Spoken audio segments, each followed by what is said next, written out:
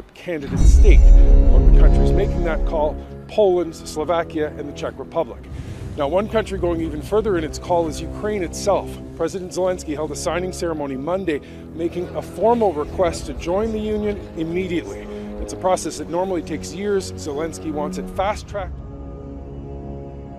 Taktik perang Rusia di Ukraina, di mana Rusia bergerak mengepung dari 3/4 wilayah Ukraina, sangat menarik untuk dibahas kali ini. Kalau teorinya, Putin mengatakan 4 hari Kiev harus jatuh dan menggantikan pemerintahan Zelensky dengan pejabat pro-Rusia. Ternyata, gallant people of Ukraine belum bisa ditaklukkan dalam seminggu invasi terlewati. Kembali ke taktik perang Rusia yang memagari agar asing tidak bisa bantu Ukraina. Bahkan 1 bulan sebelum serangan Rusia, Bosman dengan rinci menjelaskan bahwa di awalnya Rusia memastikan Eropa Barat dan NATO tidak akan bisa menjalankan counter strike dari darat ke Ukraina. Mereka NATO harus lewat Belarus termudah menyerang Rusia di Ukraina, yang dunia tahu bahwa sudah dipastikan Belarus adalah milik Rusia. Maka Belarus dibuat konflik dengan Polandia. Pasukan bayangan Rusia masuk lama ke Belarus menyiapkan sarana konflik di sana, yang akhirnya ribuan orang diusir dalam tanda petik dari Belarus ke Polandia, sehingga terjadi krisis di perbatasan Belarus dan Polandia. Alert militer di sana.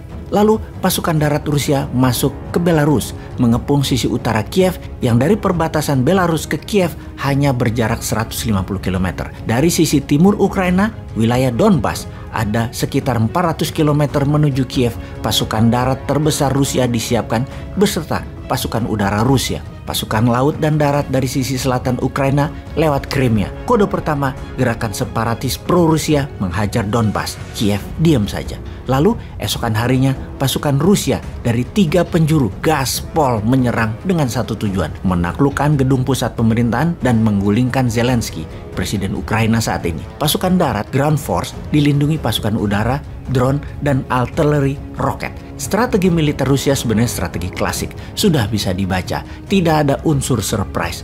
Melancarkan serangan kota satu arah, Kiev mengepung pusat pemerintahan. Sama persis ketika Rusia menyerang Wolfpack markas Hitler di tahun 45. Sama persis ketika Amerika menggulingkan Saddam Hussein. Sama persis seperti Amerika serang Libya, menjatuhkan Gaddafi. Persis sama, hanya sekarang peralatannya makin modern Rusia punya. Kita mereview sejarah perang sebentar. Perang darat atau battleground adalah ciri perang klasik. Sejak zaman awal Macedonia kira-kira mungkin 1000 tahun sebelum Masehi hingga Perang Dunia Kedua di tahun 1945. Sejak Perang Dunia Kedua hingga sekarang ada wilayah perang tambahan yang wajib dikuasai, yaitu battle space, wilayah udara atau perang udara. Maka jet fighter, cargo plane, helikopter attacker, drone, rudal balistik, radar, satelit, cyber attack, dan banyak lagi adalah pelindung udara dan serangan udara. Oh ya, sebagai catatan, Rusia sudah melancarkan cyber attack ke Amerika. Dalam 2 bulan ini lebih dari 1 juta serangan dia lakukan. Oke, kita bahas pembahasan berikutnya tentang cyber attack Rusia ke Amerika sebelum Rusia serang Ukraina. Kemudian ada yang namanya perang gurun, perang hutan, perang kota, perang laut atau naval war, dan lain sebagainya. Desert Storm di Januari 1991 adalah perang gurun. Mel di Libya di tahun 40-an adalah perang gurun. Perang Iran-Irak adalah perang gurun. Perang penggulingan Saddam juga perang gurun. Dan urban war. Urban war baru dikenal dan semakin dipelajari di dunia militer dalam 40 tahun terakhir, terutama setelah Cold War usai. Perang dingin ini sesungguhnya adalah spy war. Benar deh sahabat, entah bagaimana kita ini terbiasa kalau Amerika serang Libya, Amerika serang Irak, Amerika serang Vietnam Utara, maka dunia seakan diam dan harus setuju. Namun memandang lain ketika Rusia yang saat ini sebagai pelakunya. Itulah permainan media, itulah media warfare. Sama seperti Tiongkok yang invasi pakai ekonomi, kesannya berbisnis padahal hostile takeover. Namun peran media dan peran politikus lokal yang terbeli oleh Tiongkok penting bagi Tiongkok, sehingga langkah mereka terlihat membantu sebuah negara walaupun negara yang dibantu ternyata punya hutang banyak ke Tiongkok. Wes, stop bicara utang. Kita fokus ke perang kota. Kiev dan pasukan Ukraina saat ini melakukan perang kota dengan menempatkan banyak sharpshooter atau penembak sniper di banyak lokasi. Dan perang urban war, sniper sungguh mengambil peran sangat penting. Karena itu, Rusia sebagai counter insurgency menyerang dengan roket ke gedung-gedung atau lokasi-lokasi yang diduga tempat sharpshooter bersembunyi.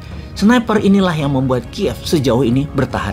Perang gerilya urban war ini peran yang sulit dilakukan terutama oleh pihak penyerang karena tidak terlalu tahu medan. Pihak Rusia dan Ukraina main petak umpet di antara penduduk-penduduk yang jadi korban. Kekesalan Putin dalam beberapa hari ini memuncak. Karena itu dia mengancam akan pakai nuklir dan mungkin akan dicoba kecil kalau berkepanjangan jika dalam seminggu ini ditambah seminggu lagi Kiev masih belum takluk juga. Yang jelas saat ini neraka di Kiev. Neraka di Ukraina, 44 juta penduduknya semua dalam state of emergency. Dunia tidak bisa menolong mereka. Kelaparan, penyakit, bau mayat, serta peluru plus roket berdesingan di sana-sini. Sungguh, pedihnya perang saat ini terjadi di Ukraina, namun dunia tidak bisa apa-apa. Untung Omicron tidak jalan di masa perang, sehingga tidak perlu vaksin, sertifikat, dan PCR di sana.